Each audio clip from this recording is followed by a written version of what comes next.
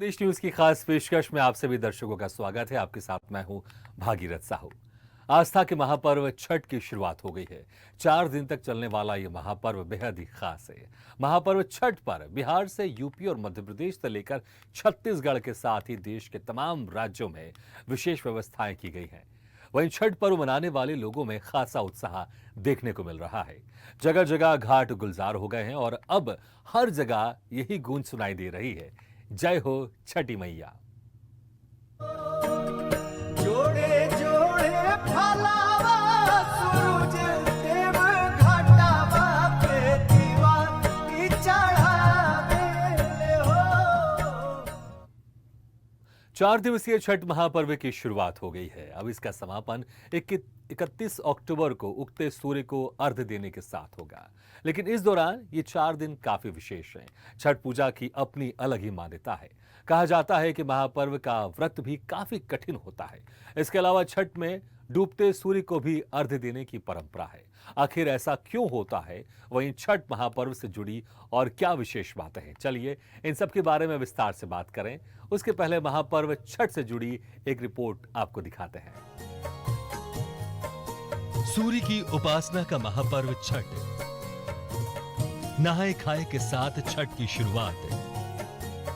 अब लगातार 4 दिन तक छठी मैया की होगी जय जयकार। लोक आस्था का महापर्व छठ नहाए खाए के साथ शुरू हो गया है। जी मैया दिहनु आशीषिया चहके अंगना दुआर चहके अंगना दुआर अचरा में भरलू सनहिया टहके सिनुरा हमार टहके सिनुरा हमार। महापर्व छठ भगवान सूर्य और छठी मैया को समर्पित है। छठ का व्रत काफी कठिन होता है क्योंकि इस दौरान व्रती को करीब 36 घंटे तक निर्जला रहकर व्रत रखना होता है। हिंदू पंचांग के मुताबिक हर साल कार्तिक मास की शुक्ल पक्ष की चतुर्थी तिथि का दिन नहाए खाए का होता है। छठ पूजा के दौरान षष्ठी मैया और सूर्य देव की पूजा की जाती है। सूरज देव घाटावा पे दीवानी चढ़ावे हो। जल बीच खड़ा होई दर्शन लाया सरा लगावे हो। जल बीच खड़ा होई दर्शन ला आसरा लगावे हो। छठ पूजा के पर्व को सूर्य षष्ठी के नाम से भी जाना जाता है। इस पर्व को संतान के लिए रखा जाता है।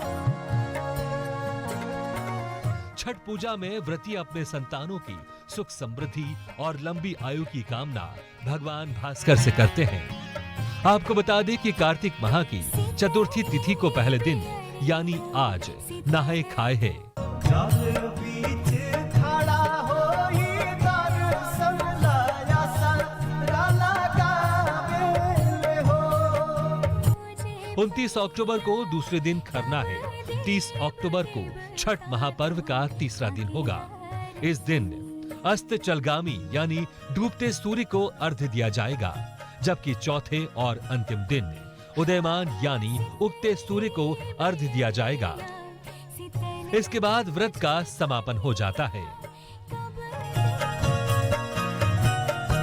हाँ सितली बेअरिया सितल तुझे पनिया कब देव देवता तुम आके दर्शनिया।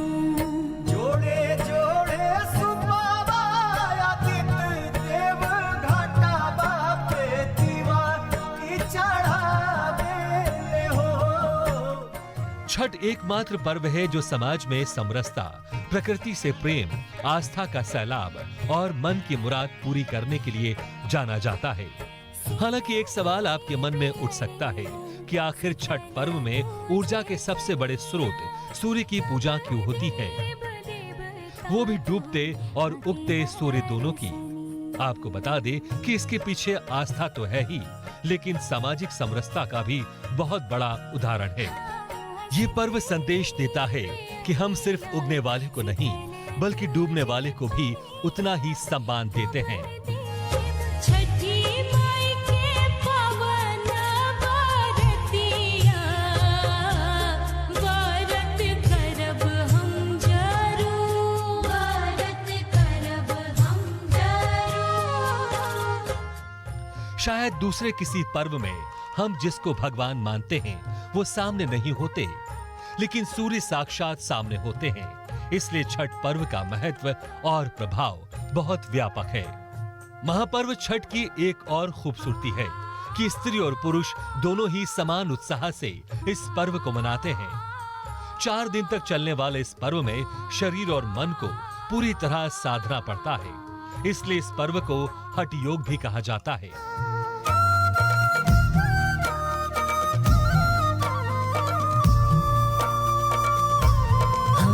सवारे ले तोरी प्रीतिया, तोहरे ही सरधा के गावतानी भीतिया। स्वच्छता को लेकर छठ पूजा सदियों से संदेश देती आ रही है। इस मौके पर नदियां, तालाब, जलाशयों के किनारे पूजा की जाती है, जो सफाई की प्रेरणा देती है।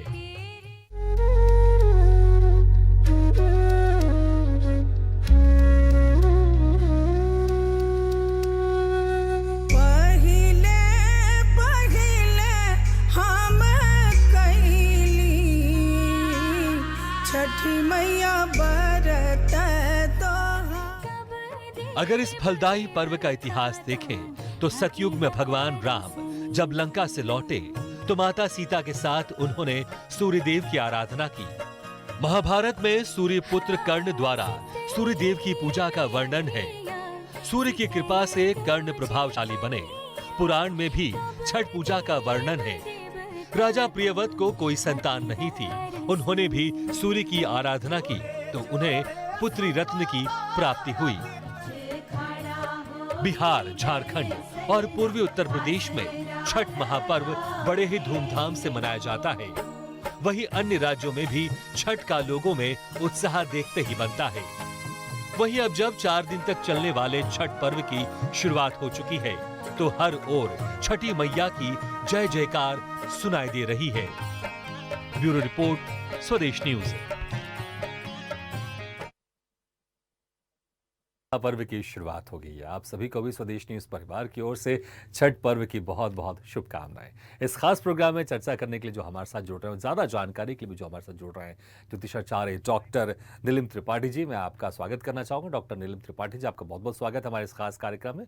और हमारे साथ हिंदी फिल्म इंडस्ट्री के सिंगर रवि मिश्रा जी भी जुड़े हुए हैं, जिन्होंने फिल्म साहो और film Manikarnika, web series doctor Arora में अपनी आवाज़ का जादू बिखेरा है और तमाम फिल्में और वेब सीरीज में इन्होंने गाने गाए हैं। रवि मिश्रा जी, आपके बहुत बहुत स्वागत है हमारे इस खास कार्यक्रम में।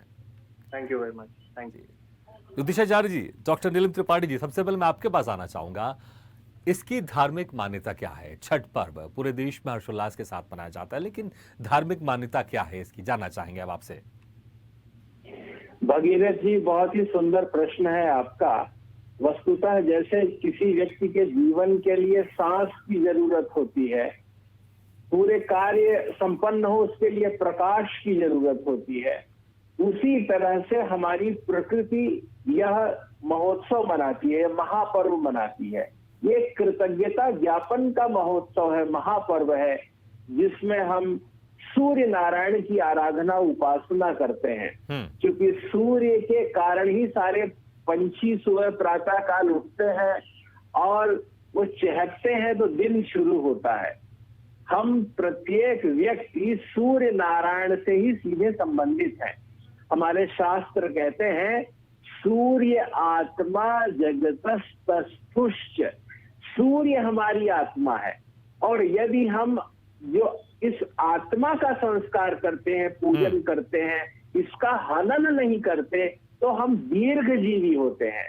वे व्यक्ति जल्दी मर जाते हैं जो बार बार अपनी आत्मा की बात नहीं सुनते। और आत्मा कहते हैं आत्मा को मार के काम कर रहे हैं, मन नहीं है लेकिन फिर भी कर रहे हैं, माने आत्महनन कर रहे हैं।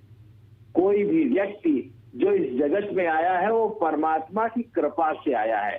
स्वस्थ रहे, प्रसन्न रहे, आनंदित रहे, प्रकृतिस्थ रहे और हमारी संततियों का विकास विस्तार होता रहे। 3 चीजें होती है जिसे ऐषणा कहते हैं, माने पुत्रेषणा, लोकेषणा, ये प्रत्येक व्यक्ति को होती है। वित्तेषणा, धन प्राप्ति की इच्छा, लोक में यश हो, लोकेषणा, और पुत्रेषणा, तो पुत्र प्राप्ति की कामना, अर्थात हमारा नाम चले, कुल चले, हर व्यक्ति के अंदर ये एक भाव रहता है। तो सूर्य भगवान की आराधना करे और षष्ठी माँ का पूजन करे, जिससे हमारे यहाँ संतति होती है। क्या होता है, कई बार किन्हीं लोगों को किन्हीं कारणों से हाय लगती है, किसी ने उपहास किया और वो व्यक्ति दीनहीन है, वो कुछ कर नहीं सकता, तो उसने हाय दे दी कि जाओ तुम्हारा वंश भी आगे नहीं बढ़ेगा। तो वो जो हाय लग जाती है वो सूर्य भगवान ही है जो पाप ताप शाप से दूर कर देते हैं प्रत्येक व्यक्ति को, चित्त चेतना में आनंद और का प्रसार कर देते हैं। इसलिए सूर्य की उपासना करनी चाहिए और षष्ठी माँ का पूजन करना चाहिए। जैसे आपने सब जानते हैं कि राजा प्रियव्रत महान प्रतापी थे, यशस्वी थे और धर्म पूर्वक जीवन जीते थे, लेकिन बस संतान नहीं हो रही थी। वे अपने गुरु महर्षि कश्यप के पास गए और उन्होंने कहा गुरुदेव उपाय बताइए। गुरुदेव गुरु रूपाय, गुरु तो उपाय रूप होते हैं। उन्होंने कहा देखिए आप पुत्रेष्ठ यज्ञ कराइए, निश्चय ही आपके यहाँ संतान होगी। यज्ञ का आयोजन हुआ, ऋषि मुनि आए, ज्ञानी गुणी जन आए, होता है और ये पुत्रेष्ठ यज्ञ संपन्न हुआ। और जैसे यज्ञ का फल क्रिया का फल होता ही है, और कोई भी व्यक्ति कोई भी क्रिया करेगा तो फल तो होगा ही। तो पुत्र उत्पन्न हुआ, लेकिन वो मृत पुत्र था। इससे राजा प्रियव्रत अत्यंत दुखी हो गए, बड़े व्याकुल व्यथित हो गए, चिंतित हो गए, पूरा राज्य दुख में डूब गया। यहाँ तक कि वो जब अपना भी प्राण देने लगे, अपना भी शरीर पात करने लगे, तब षष्ठी मैया प्रकट हुई और उनके स्पर्श से उनका वह पुत्र जी गया। तात्पर्य यह है कि देव कृपा से, माँ भगवती की कृपा से, षष्ठी माता की कृपा से और सूर्य नारायण की कृपा से हमारे यहाँ कुल वृद्धि होती है। और यदि कोई दोष है, मार्केश है, तो वह भी दूर हो जाता है। इसलिए पूरी दुनिया में सूर्य नारायण की दिव्यता को प्रतिष्ठापित करने वाला यह एक महान महापर्व है। बिल्कुल सही कहा पंडित जी आपने, और जितनी खूबसूरत तरीके से आपने इस घटना का वर्णन किया है कि किस तरह से माता षष्ठी ने, जो वहाँ पे जो थे महाराज थे, उनके आशीर्वाद से तमाम जो चीज़ें जो बुरी चल रही थी वो ठीक हो गई और जो बच्चा था उसकी आयु भी बढ़ गई। और इसी चक्कर में, और यही इसी कारण रहता है कि जो माता जी रहती हैं और जो माँ रहती हैं वो अपने बच्चे की आयु के लिए, आयु वृद्धि के लिए भी इससे पर्व को मनाती हैं। और जो निर्जला व्रत रहता है बड़ा कठिन होता है, इसमें कोई शक नहीं। पंडित जी और बहुत सारे सवाल है, मैं आपके पास दोबारा लौटूंगा, लेकिन हमारे साथ रवि मिश्रा जी भी जुड़े हैं क्योंकि उन्होंने भी हाल ही में एक एल्बम रिलीज किया है और छठ पर्व पर इन्होंने एक एल्बम रिलीज किया है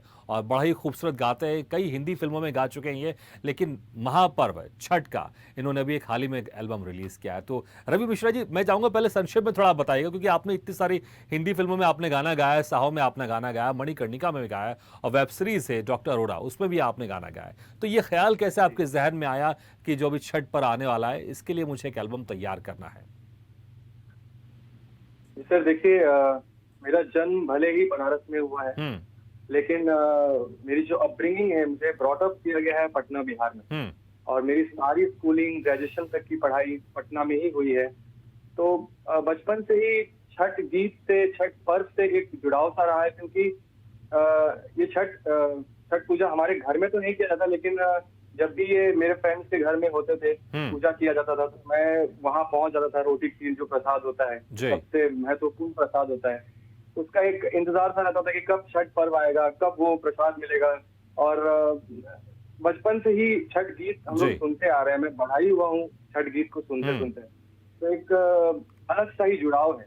और इस बार जब छठ नजदीक आ रहा था तो मुझे एक एक थॉट आया कि क्यों ना मैं भी अपने तरफ से एक छठी मैया को एक प्रणाम के रूप में एक गीत बनाकर मैं जी। पेश करूं। और बस उनका ही आशीर्वाद है कि ये गीत बन पाया है और लोगों को बहुत ही पसंद आ रहा है। बिल्कुल बिल्कुल, इसमें कोई शक नहीं, लोगों को बहुत पसंद आ रहा है। मुझे लगता है हमारे वो दर्शक भी सुनना चाहेंगे, और जो दर्शक इस प्रोग्राम को देख रहे हैं और जिन्होंने अभी तक इस गाने को नहीं सुना है, तो हम चाहेंगे प्लीज आपने जो इस जी, एल्बम बनाया है, जरूर आप कुछ लाइनें हो जाए उसकी। जी बिल्कुल। सुना दीनानाथ, सुना छठी मैया, मांगिनी तोहरा से ज्ञान। न जानी हम जप तप, जानी नाही पूजा, जानी नाही जोग दिया। हम हो दुखिया बेहाल, नाही कोई सुने मोर हाल, जिंदगी मोर अधर कहाँ जाए, छठी मैया हुई है सहाय, दीनानाथ हुई है सहाय, कर तू छठ के बरती या भैया, छठी मैया हुई है सहाय, छठी मैया हुई है सहाय, दीनानाथ हुई है हो तोरो रख भैया, छठी मैया हुई है सहाय, छठी मैया हुई है सहाय। बहुत खूब, बहुत खूब। के अखिया बाजिन के बालक, निर्धन के धन बढ़ाए, दुखिया के सुख दिए, कोढ़िया की काया, भगतन के हुई है सहाय, छठी मैया हुई है सहाय, दीनानाथ हुई है सहाय। Thank you. बहुत खूब रवि मिश्रा जी, वाकई बहुत ज़बरदस्त आपने इस गाने को आपने गाया है, और वाकई मतलब ऐसा लग रहा था कि बस आप इसको गाते जाए और हम इसको सुनते जाए। इतने खूबसूरत आपके अपनी आवाज़ में आपने इस गाने को गाया है, बहुत बहुत बहुत ही खूबसूरत है। हम दोबारा आपके पास आएंगे और कुछ और यादें हम आपसे शेयर करेंगे। हम ज्योतिषाचार्य जी के पास फिर से चलते हैं। पंडित जी, जिस तरह से देखिए, इसमें बहुत सारे विधि विधान होते हैं, पूजा करनी चाहिए, और बहुत सारे जो लोग होते हैं, जो श्रद्धालु होते हैं, वो थोड़े से कभी कभी कश्मकश में रहते हैं कि वो कौन सा सही उपाय से हम छठी माता की पूजा करें, सूर्य भगवान की पूजा करें, जिससे जो वो सोच कर उस पूजा को कर रहे हैं, जो उनकी मनोकामना है वो पूर्ण हो जाए। तो किस तरीके से पूजा करनी चाहिए, क्या कुछ खास ख्याल रखना चाहिए? भागीरथ जी, ये तो प्रकृति की पूजा है और प्रकृतिस्थ होकर के करनी चाहिए। जिसके पास जो साधन उपलब्ध हो उससे ही पूजा करनी चाहिए जी। जो फल है, फूल है, जो श्रृंगार है, जो सामग्री उपलब्ध है, उससे नासिका से लेकर पूरी मांग भरी जाती है। यह बताया जाता है कि हम कृतज्ञ हैं जी। माताएं अपने पैर में महावर लगाती हैं, वे करधनी पहनती हैं, ये 16 श्रृंगार करती हैं, माने प्रकृति की पूजा के समक्ष, प्रकृति की पूजा के लिए वो अपने आप को प्रस्तुत करती हैं। और जिस तरह वो अपने माथे पर तिलक लगा करके और आहार प्रसाद सिर पर ले करके निकलती हैं, एक श्रद्धा का दिव्य विस्तार होता है। और जिसका नाम रवि है, अगर वो रवि की आराधना करता है तो पूरी प्रकृति कैसे गुंजायमान हो जाती है। उसी तरह से जो उसके पास जो है उससे वो पूजा करे, ये श्रद्धा भावना का विषय है। और चूंकि सूर्य आत्मा है और वो सब कुछ जानते हैं, इसलिए कभी भी ऐसा नहीं हो कि किसी के पास अगर साधन नहीं है तो उसके पूजन का प्रभाव कम है, ऐसा नहीं है। भगवान तो सभी के लिए है, सूर्य सभी पर समान रूप से प्रकाश डालते हैं, चाहे वो कुआं हो, चाहे पोखर हो, और चाहे समुद्र हो अथवा कोई छोटा सा गड्ढा ही क्यों ना हो, लेकिन अगर सूर्य का बिंब पड़ता है तो समान रूप से पड़ता है। तो इस तरह जिसके पास जो साधन है उससे वो पूजन करे, जो फल है, जो फूल है, जो दक्षिणा है, जो भावना है, जिसके पास जो है वो उस रूप से करे। और जल का बड़ा महत्व है, सूर्य का महत्व है, जल को शुद्ध रखने का महत्व है। वृक्ष लगाएं, प्रकृति जी। हो, जल निर्मल हो, और सूर्य नारायण को जब आप अर्घ्य दें तो उस अर्घ्य से कैसे और जल देने सूर्य और आपके बीच में अगर जो प्रिज्म बनता है, जो सूर्य की किरणें आपको छूती हैं, जी। वो निरोग बनाती हैं, वो एक तरह से कवच उत्पन्न करती हैं जो प्रत्येक व्यक्ति के जीवन में एक अलौकिक, जैसे कर्ण के पास कवच था और वो जी। सूर्य नारायण के षष्ठी माता की कृपा से वो कवच प्राप्त हुआ। माँ प्रार्थना करती है कि हे भगवान, मुझे और मेरे बच्चों को वही अपना कवच दीजिएगा जिससे कोई अच्छा, आला बिल्कुल बला मेरे बिल्कुल बच्चों को पंडित न जी, जब छुए। आप घटनाओं का वर्णन करते हैं ऐसा लगता है कि बस सुनते जाए आपकी बात, लेकिन बहुत एक अहम सवाल है, समय का मैं चाहूंगा उस सवाल का भी आप जवाब दे दीजिएगा कि उगते सूरज की पूजा करना और डूबते सूरज की पूजा करना, इसकी क्या मान्यता है, थोड़ा सा संक्षेप में बताइएगा आप। वस्तुतः तो सूर्य न डूबते हैं न उगते जी। हैं। प्रकृति में जो दिखाई देता हाँ। है, हम उदयाचल से और अस्ताचल में जाते हुए माने किसी का स्वागत भी करते हैं तो पलक पावड़े बिछा कर करते हैं, कोई विदा भी कर होता है तो हम उसको अपने हृदय में स्मरण रखते हैं। जी। सूर्य तो शाश्वत है, सदा है, बिल्कुल। लेकिन एक भावना है और उस भावना के साथ कृतज्ञता का स्वर जोड़ करके हम ये महापर्व मनाते हैं। जी जी। बिल्कुल, तो ये आपने बहुत अच्छी बात की। अच्छा, हर बार पूजा में एक सवाल ये जरूर उठता है, ठीक है आपने कहा प्रकृति का ये जिस तरह से पूजा करते हैं तो आपके पास जो भी चीजें घर में हो आप उससे पूजा कर सकते हैं, जो भी फल हो आपके पास, लेकिन क्या कुछ नहीं करना चाहिए? क्योंकि ये सबसे पहले सवाल उठता है कि क्या कुछ नहीं करें, क्योंकि अक्सर लोग क्या करते हैं कि जो पूजा में नहीं करना चाहिए कभी कभी वो कुछ ऐसी चीजें कर जाते हैं जो नहीं करना चाहिए। तो किन बातों की सावधानी रखना बहुत जरूरी है, क्योंकि अभी ये 4 दिन का उत्सव रहेगा, ये 4 दिन पूजा पाठ होते रहेगा, और क्या कुछ नहीं करना चाहिए इन 4 दिनों में? जी बिल्कुल, मैं बताता हूँ। एक तो सर्वप्रथम मौन रहने का अभ्यास करे, अनर्गल बात न करे, या तो भगवान की आराधना, उपासना, पूजा करे अथवा मौन रहे। मन के मौन रहने का अर्थ का कथन मौन है। जी। वाणी से कोई चुप है और मन चलायमान है, ये मौन थोड़ी है।